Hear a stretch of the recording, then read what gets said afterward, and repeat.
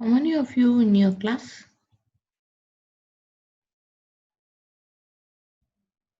I think around 16 students taking Oh, women's health, okay. 16 around that. plus 16 plus 1, right? No, it won't be 16, only AIM student.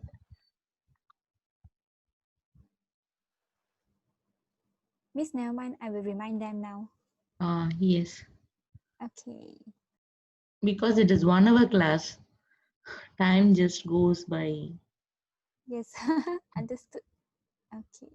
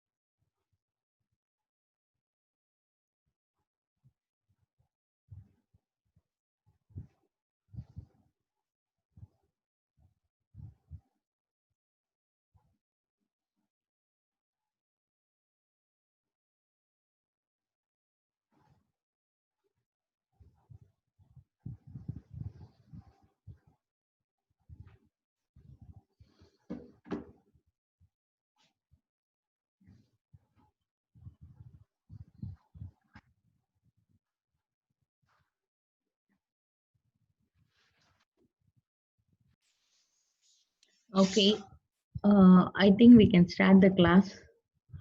Almost more than 50% has come. Okay, so today we are going to see about practical aspect of antenatal period. So I hope you already had your theory antenatal. So today we are going to have your practical antenatal. So antenatal period means the period during your delivery.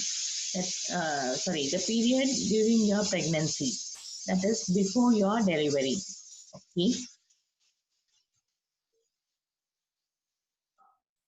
So the whole duration of pregnancy is divided into 3 trimester.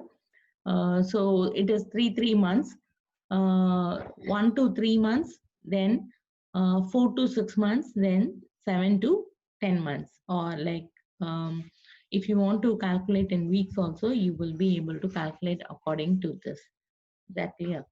So just to brush up, this is your guidelines for giving exercise for a woman during pregnancy. So you need to follow these guidelines throughout the pregnancy so that you will be able to avoid any miscarriage or you will be able to avoid any induced abortion or anything.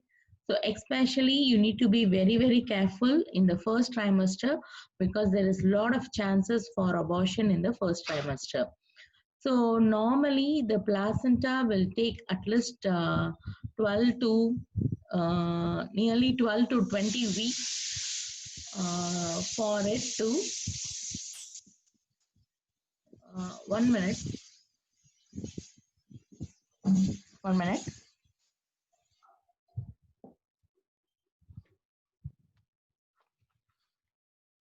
I think my kitchen sound is disturbing a lot.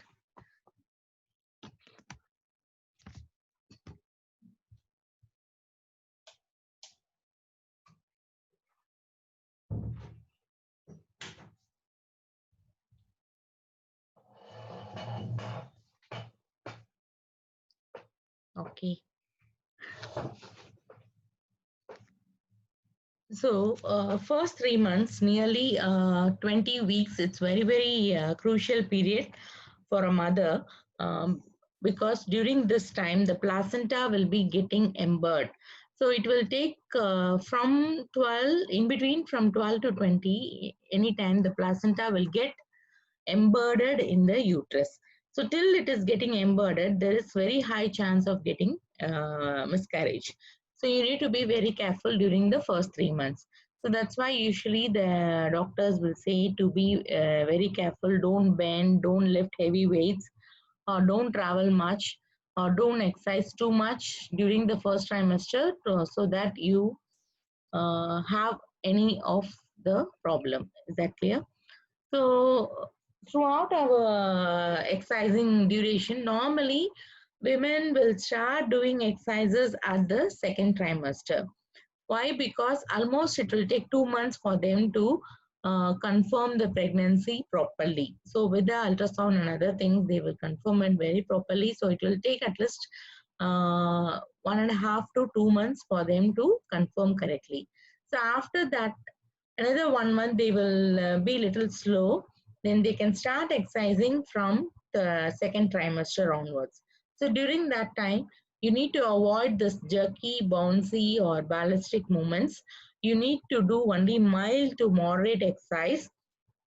You should not go beyond that, and you can do at least 3 times a week, not daily. So it is like doing exercise on alternative days, and the exercise session can be nearly 40 to 45 minutes and not more than that. You should have a proper cool down and warm up session. Then you can include the flexibility and mobility exercise during the warm up and cool down session, but anytime you have to avoid any ballistic stretching or ballistic movement. Then don't exercise in a very hot climate, because temperature is very, very important. During pregnancy, the core temperature of the body will be a little bit higher. So when you are doing exercise in a hot climate, if the core temperature rises beyond, then it may induce miscarriage. So you need to avoid exercising in hot climate. The body temperature should not go more than 38 degrees Celsius. Need to keep that in mind. Then the maternal heart rate should not exceed more than 140 beats per minute. So don't exercise vigorously and don't exercise continuously for 45 minutes. You can do maximum of 15 minutes, then take some minutes of rest, then again you can continue your exercise. Then avoid dehydration, have ample of fluid. Then if the person is a very sedentary lifestyle person, then you better give them a low intensity exercise. Don't give them moderate intensity also. So slowly you can pick up the exercise. You can give any kind of aerobics like walking, cycling, aerobic dancing, but not like the whole Zumba, or don't go for the fast step. You can give a mild aerobic dancing. Then you can also give swimming, because swimming is the best exercise throughout the pregnancy. Then during the after the first trimester, you have to avoid supine lying. They should not lie down in supine for more than 15 minutes continuously. So sorry, more than 5 minutes continuously. Why? Because the weight of the abdomen, the weight of the uterus will be compressing the inferior vena cava in the supine lying position. So this will reduce the venous return, and this may cause some issue in blood circulation. That's why you need to avoid this supine lying. Then avoid standing motionless for a very long time. Avoid competitive exercises. Don't give any stressful exercises in first trimester, if at all, if they come to you. Normally they don't come to you in the first trimester, but if they come to you, you can give them, advise them very mild exercises. Then maximum you can induce the Swiss ball, because sitting on the Swiss ball will be stimulating your core muscles, or it is automatically will be giving an exercise to your core muscles, that is your flexors and the abdominal muscle. So during pregnancy, this both muscles will become weaker. So when you make them to do exercise in Swiss ball, it will be it will give them a good strengthening for the core muscles. So you can introduce this Swiss ball. Then this Swiss ball will give them a good proprioception training, which is very, very important during pregnancy. So that's why you need to introduce the Swiss ball. So you avoid overstretching. Mainly do a very mild active stretching. Passive stretching also you can avoid. You can teach them self-stretching so that they will be able to decide their stretching duration and stretching amount. Avoid single leg weight bearing because already during pregnancy they will have all the pelvic joints will be little lax. When they stand in a single leg for a long time, it will cause SI joint problem. So they have to avoid this single leg weight bearing. Then when getting up from lying to sitting, you need to be very slow. Anyways, I'm going to teach you how to make them uh, stand up from lying. Then avoid Valsova maneuver. Valsova maneuver is nothing but breath holding technique. You have to avoid that. Why? Because when you do Valsova maneuver, this will again increase the intra-abdominal pressure, which will compress your inferior vena cava. And when you compress inferior vena cava, the venous return will be reduced. So you need to avoid that. Then don't do any developmental stretching. There is continuous stretching. You can always go for cross training. Cross training means little bit of aerobics, little bit of stretching, little bit of strengthening like that. So that is the best one. Then always encourage them to do exercise after emptying the bladder, because already the uterus will be heavy compressing the bladder. If they do exercise in full bladder, it may lead to incontinence, because the pelvic floor muscles will be weak. So it will lead to incontinence. Then whenever you are doing stretching, you need to be very, very careful, especially for hamstring and adductor stretching. You need to be very careful because the joints will be loose, and the joint capsules, everything will be very relaxed. So if you do overstretching, it may lead to subluxation or sometimes dislocation also. So you need to be very careful.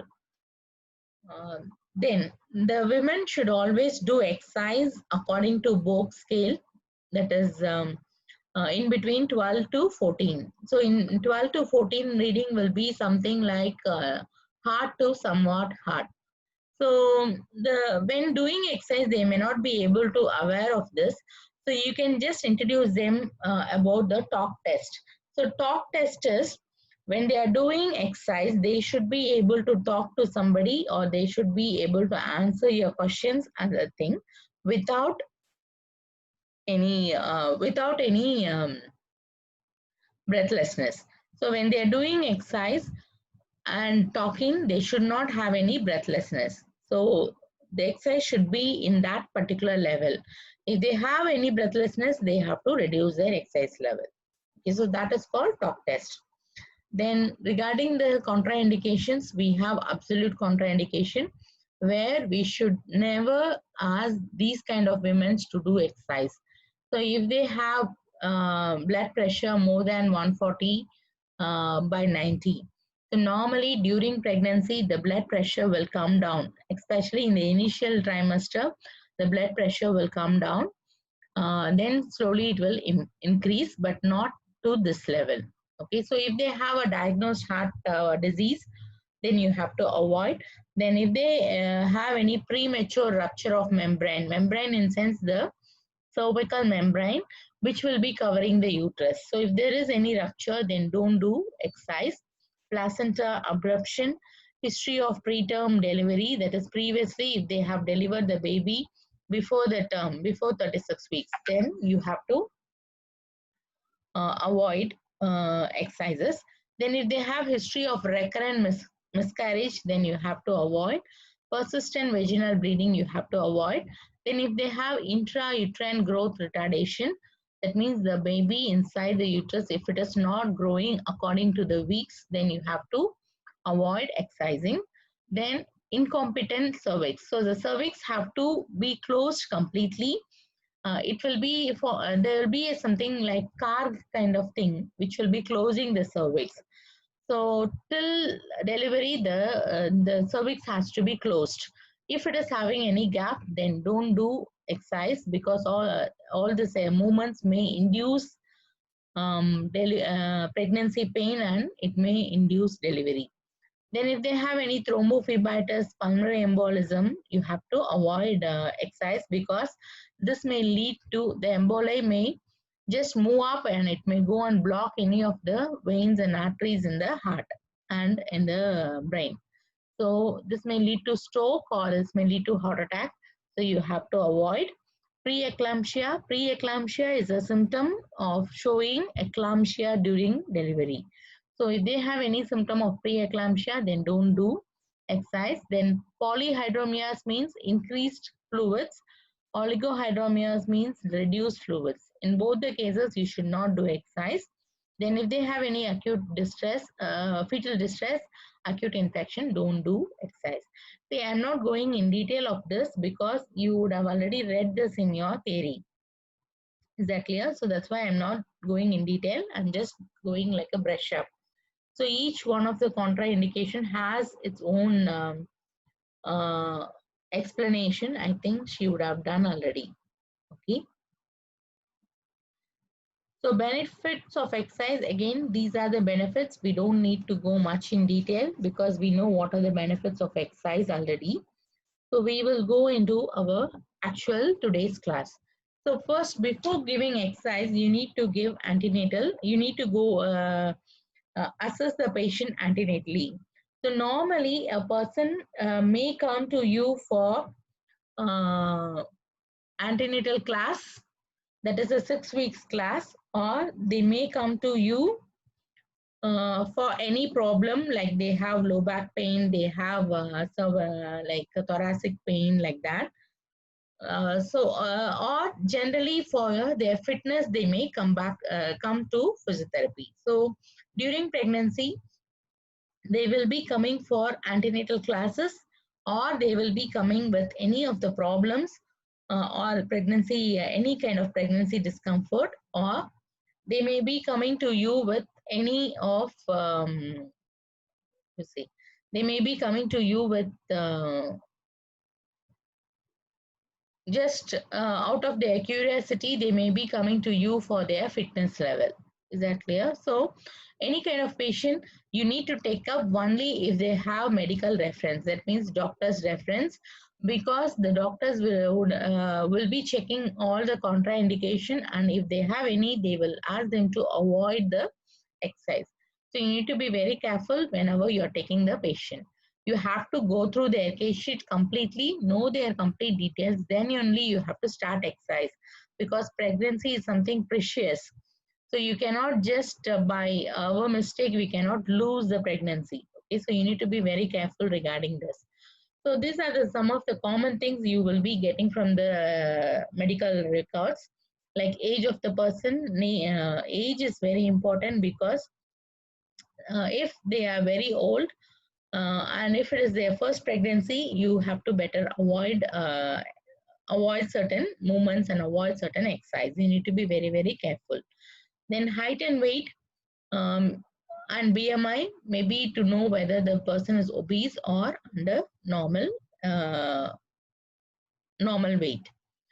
Then marital status, occupation. See, main marital status. This is for Western country people, where they go for pregnancy even before marriage. Then occupation, you need to know to avoid certain exercises, or to make them aware of certain, to teach them ergonomics, to make them aware of certain problems in their occupation. So you need to know their occupation, you need to know their hobbies. So this too will help you to give them a good ergonomic advice. Then their address, their consultant name, then if they have any chief complaint. So mainly chief complaint will be like low back pain, or they have any swelling, they have any tightness, they have any pain in the thorax, they have any pain in the knee. So anything, something like that. So some women may not have this chief complaint. Okay, so pregnancy is not a disease, it is a normal physiological changes that is happening in a woman's life. So some women may be very much normal, they will be able to compete with the physiological changes, and they may not have any other issue. Okay, so it is not mandatory that every woman should have this chief complaint. Then next is history taking. So this history taking is very, very important. Mainly you will be getting almost all the details from the history taking only. We may not be going in depth of the objective assessment. So first is like history taking present history in case if they have any problem. According to that, you can go with the history. So present history, onset of the problem, how it had, whether it was gradual. So especially low back pain and all, it will not be sudden, it will be gradual pain. So almost all the pain will be gradual pain. So you have to get to know about the onset of problem. If they don't have chief complaint, then you will not have this present history. Is that clear? Then personal history, whether the woman is smoker or alcoholic. So why smoker and alcoholic? Both the things you need to advise them to quit. So that's why you need to know about this. Then hobbies you have to know, so that when you're teaching relaxation and technique, you will be going along with their hobbies. So you need to teach relaxation according to their hobbies. So that's why you need to know about their hobbies. Then regarding their diet, because here diet is very, very important. The women may end up during pregnancy, they may have this constipation problem. So if they are straining more for defecation, it may further lead to reduction in pelvic floor muscle power. So that's why you need to know about their diet. And as a physiotherapist, you can also give advices regarding their diet. So they have to take proper fiber intake, and they have to take proper fluids so that they can avoid this constipation. And you have to also teach them proper defecating position whenever you are going with the management. Okay. Then medical history, just to know whether they have any medical problem. So if they have any medical problem, what type of medications they are taking, how long they are taking, how long they are affected with this medical problem. So all these things you have to ask in medical history. Then obstructive history, you have to know GPAL. G is gravida, P is parity, A is abortion, and L is live birth. So gravida, how many times they have been pregnant. Parity, how many times they had been delivered, because some of the pregnancy may end in miscarriage, some of the pregnancy may end in like termination, all those things. So gravida is number of times they are pregnant, parity is number of times they have delivered. So both may not be same. Then A is abortion and L is live birth. Is that clear? So normally obstructive history is given by this GPAL. G is, I repeat, G is gravida, number of times they are pregnant. P is parity, number of times they have delivered. A is abortion, number of times they had abortion or miscarriage or medical termination. L is how many live children they have. Is that clear? So this is obstructive history. Then along with that, you have, if the mother is second time pregnant or third time pregnant, you need to ask them what type of delivery they had, whether they had normal delivery or they had cesarean delivery, like that. So what type of delivery they had. Then next is gynecological history. Gynecological history is related to their menstrual cycle, whether they have normal menstrual cycle or irregular menstrual cycle, whether they have any hormonal hormonal abnormalities. So if they have hormonal abnormalities, definitely they would not have a regular cycle, they will have an irregular cycle. That clear? So that one you have to get from gynecological history. Then surgical history, any surgery they have undergone previously. Then previous management, this is related to pregnancy. So if they had already, they are pregnant, and if they had undergone any treatment, then that treatment you have to get in this previous management. Okay, it is not general previous management, it is related to pregnancy previous management. So if they have undergone any medication, what type of medications they have used during previous delivery, any surgeries undergone, any physiotherapy treatment undergone, any diet, acupuncture and herbal remedies they have taken during previous pregnancy. So this one from related to previous pregnancy alone. So that's all about the history. Almost everything you have to get from history only.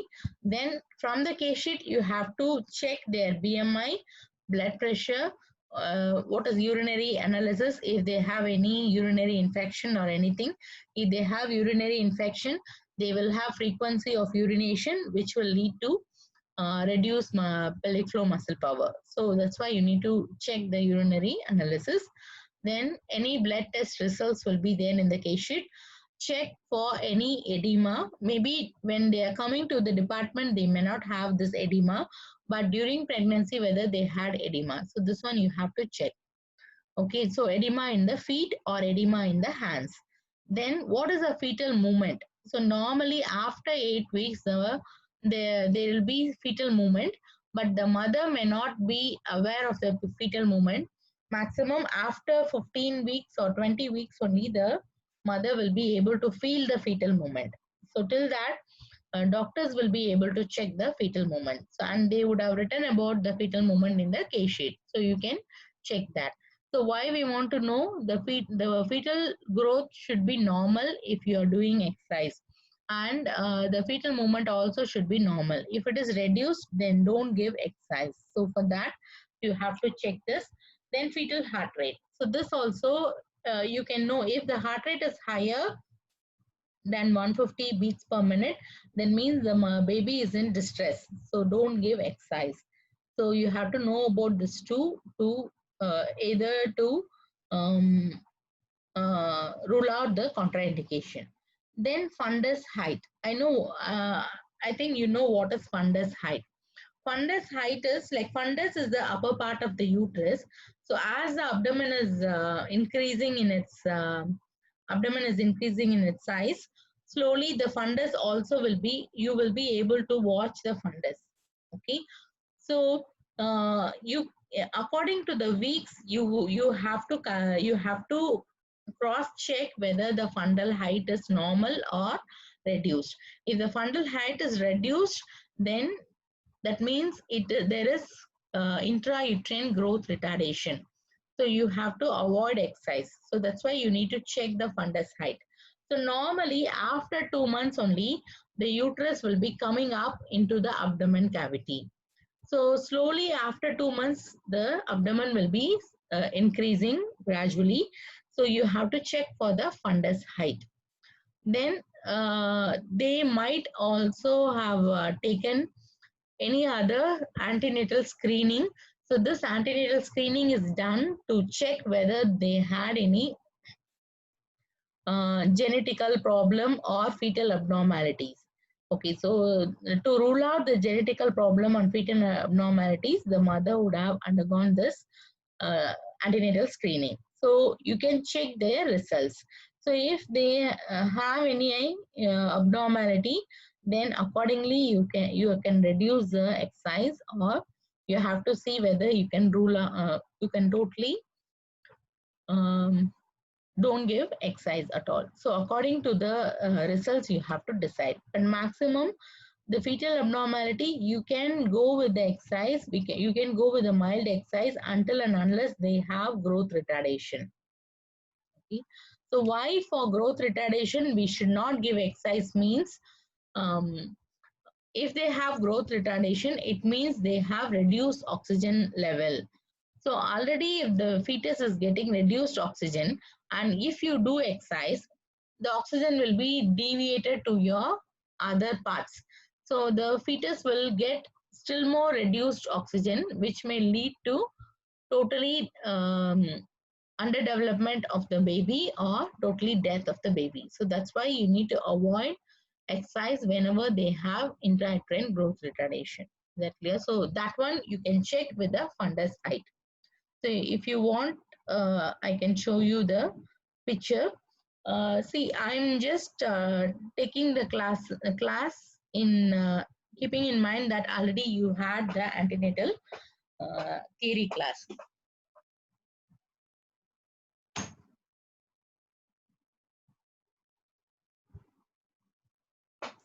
If you have any other doubt regarding the theory, then you can WhatsApp me or you can ask me in the class. Okay, so next is your objective assessment. So you need to check for the posture, you need to check for the muscle power, you need to check for the range of motion and sensation. But here posture, you will be able to assess all three postures, that is sitting, standing and lying.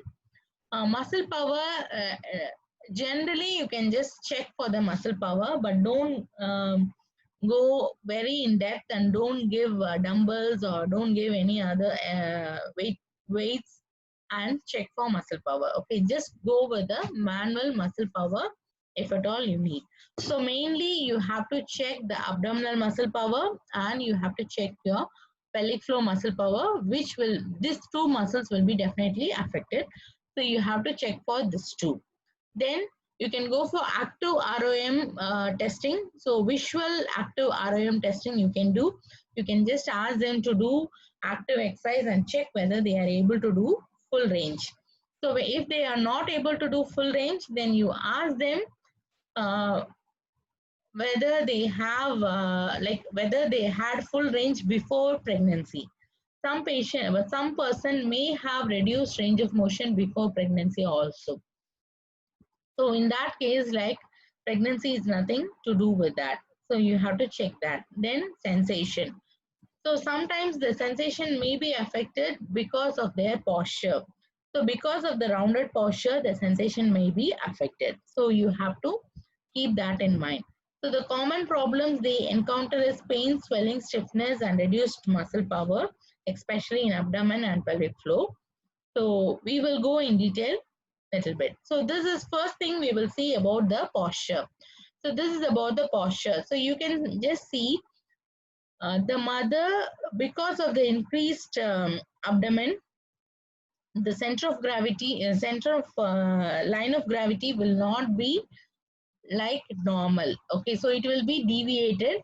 It will be pulled towards anteriorly so that they are able to accommodate the increased abdomen.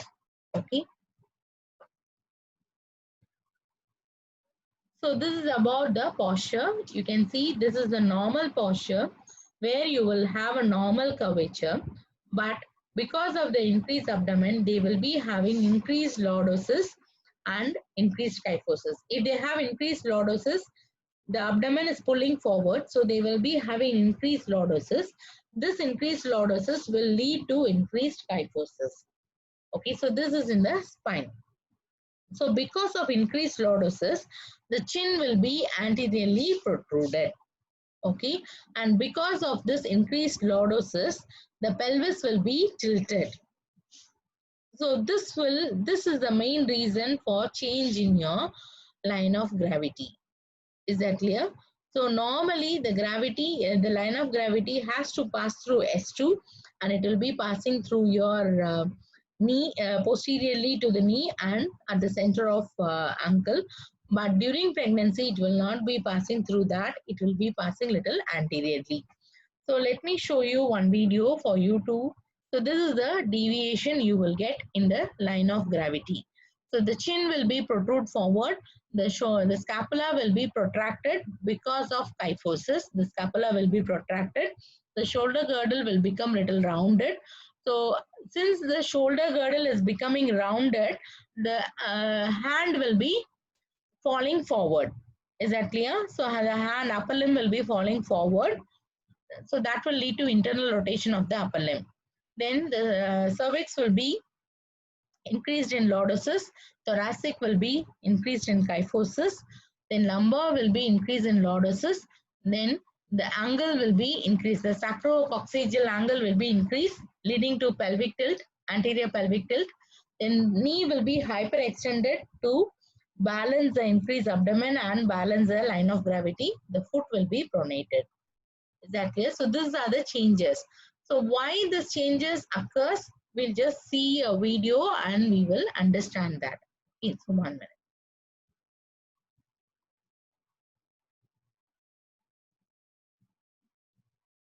When a woman is pregnant, her pelvis begins to tilt.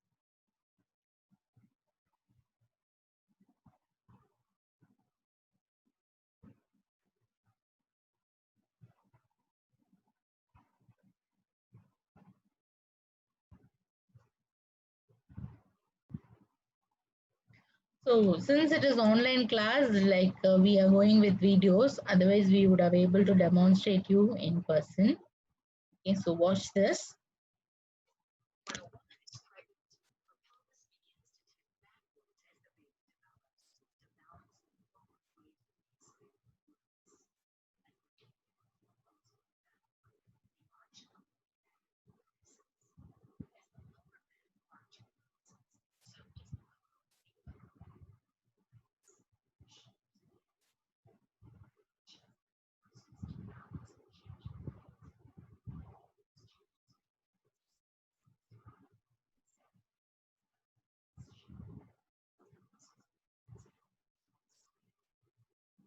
Okay, so I repeat this video again.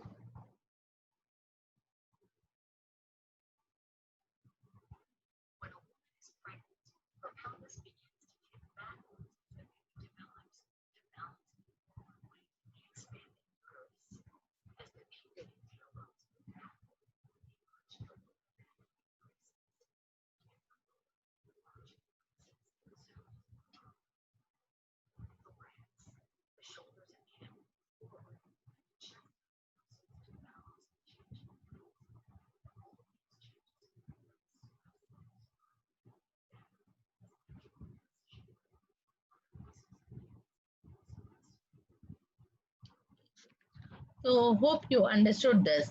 So because of the increase in the abdomen, the pelvic will be tilting, the abdomen will be pulling the pelvis forward, and the pelvic will be tilting, and this pelvic tilt will lead to increased lordosis. And as the lordosis increase, to compensate this lumbar lordosis, the thoracic will go for kyphosis and the cervical will go for lordosis again. So this spinal changes will lead to lot of other changes, like from head to toe, the muscles will undergo changes because of this spinal curvature changes. Okay, so the muscles in the anterior side. So here if you see, the neck flexors will undergo weakness, the neck extensors will undergo tightness. Is that clear? So neck extensors will undergo tightness, neck flexors will undergo weakness. Same here in the thoracic, if you see, the scapular muscles will undergo weakness and the chest muscles will undergo tightness. So anterior muscles will undergo tightness, posterior muscles will undergo weakness. So when you come to lumbar, the abdomen muscle will undergo weakness and the lumbar extensors will undergo tightness. So here when you see the hip flexors will undergo weakness and hip extensors will undergo tightness. So same in the knee. So extensors will undergo weakness and flexors will undergo tightness. So like this, because of the spine, all the whole body from the head to toe will undergo these changes as the line of gravity changes. So as a physio, if you want to correct the posture, definitely you need to strengthen the weakened muscles and stretch the tightened muscles. Once you do that, then only you will be able to maintain a normal posture. Okay, but we cannot do this posture correction like normal person in a pregnant woman, because during this pregnancy there will be ongoing changes. So it is very difficult for us to continuously strengthen the muscle and loosen the tightened muscle. So we need to see how we are going to teach posture correction in a pregnant woman. Okay, so we will see that.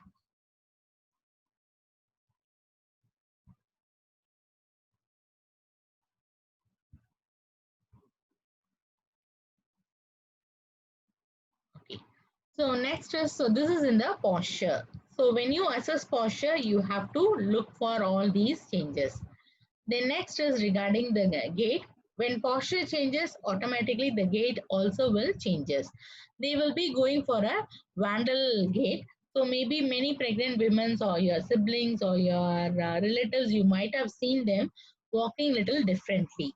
So they walk in a very broad base support. Why they walk in a broad base support is to balance the changed COG inside the base of support.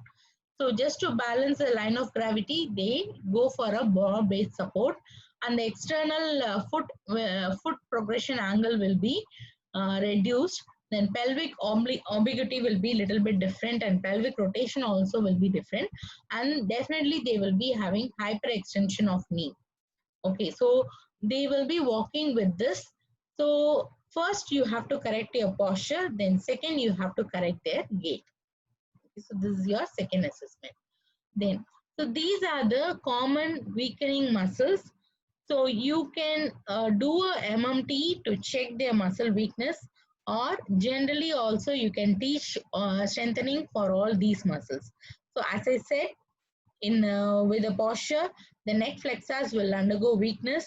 The shoulder retractors, that is in the thoracic, the scapula muscles will be undergoing weakness. Then shoulder external rotators will undergo weakness because the upper limb will be always in internal rotation. Then anteriorly in the lumbar, abdomen will undergo weakness. Then hip extensors, abductors will undergo weakness. Ankle plantar flexors will undergo weakness. So all the opposite muscle group will undergo tightness. So when you know the weakened muscles, automatically the opposite muscle group will undergo tightness. So as a PT, we will know these are the problems that will be happening in a women's life during the pregnancy. So you need to do posture correction. You need to strengthen the weakened muscles. You need to stretch the tightened muscles. You need to give exercises to improve the proprioception. You need to teach them good positioning. You need to teach them ROM exercise. You need to teach them relaxation technique. You need to teach them perineal massage. Okay, so in this, so ROM exercise is nothing but active exercises. So you can teach them normal active movements. So they have to do self ROM active exercises.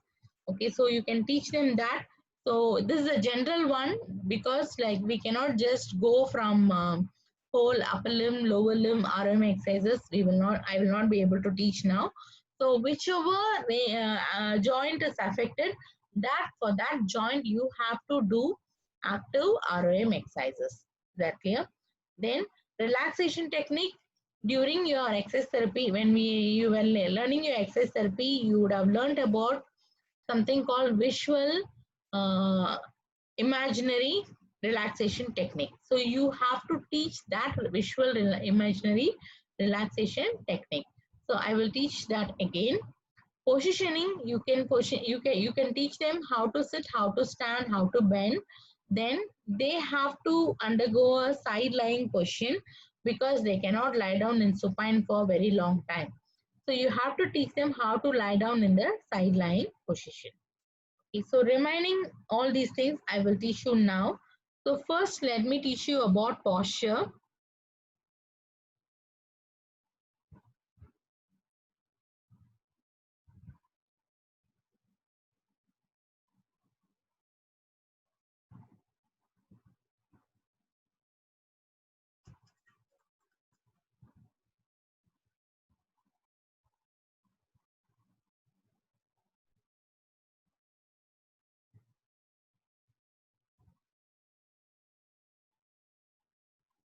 Okay, so watch this video for posture correction, then we will go into the slides.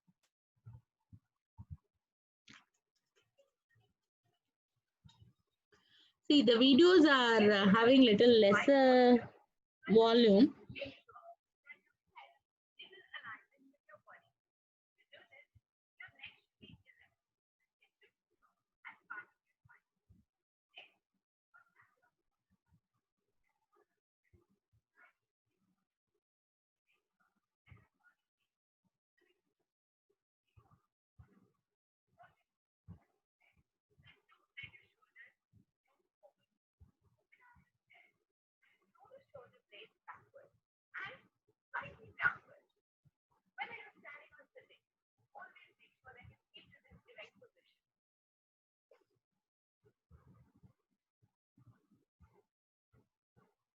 So you can watch here. So they have almost corrected all.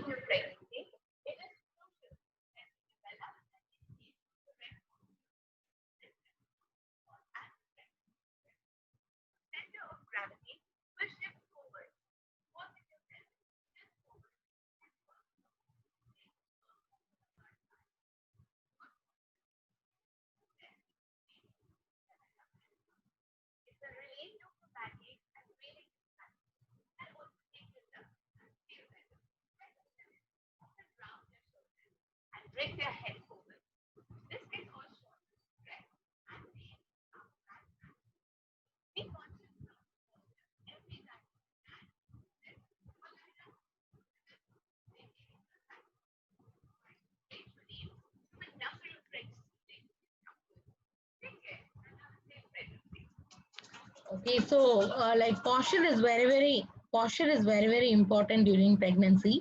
So not only to maintain not only to maintain the muscle power and avoid tightness, but also it is very good for the baby. So you need to be very careful. You have to make them aware of the posture. So definitely there is going to be little bit change. So teach them, make them to stand in front of a mirror. You can just demonstrate on your body what is correct posture, and you make them to be aware of it. Because simply if you are teaching them and leaving, it may not help them, because they will not be aware of the changes. They will not be aware that their shoulder is rounded. They will not be aware that their chin is protruded forward. So make them to stand in front of a mirror and correct them properly and create the awareness. Okay, so I'll show you another video.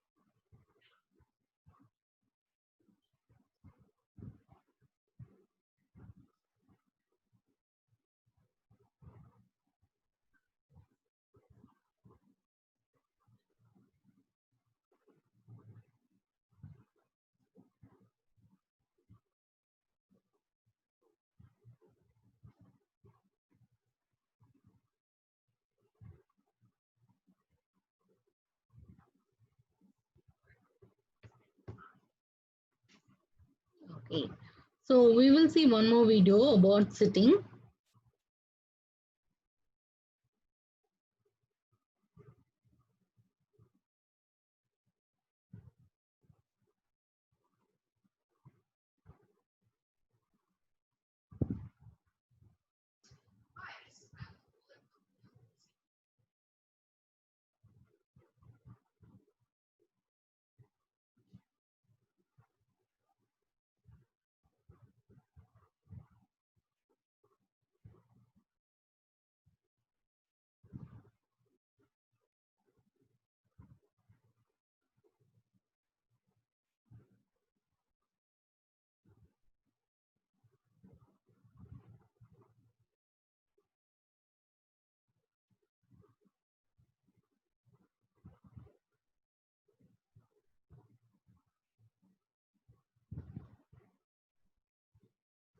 So this is for sitting posture. Previously we saw for standing posture.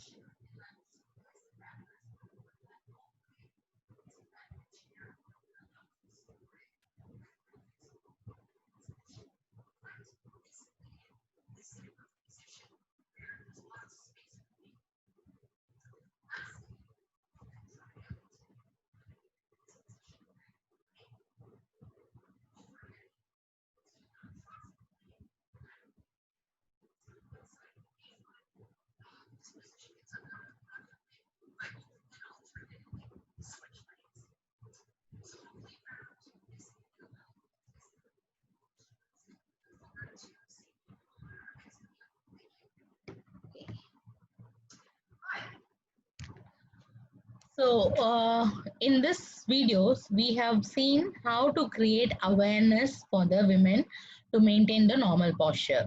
Okay. So tomorrow's class, we will see how to teach them exercise to avoid this kind of abnormal posture. Okay. So if you have any doubt, you WhatsApp me.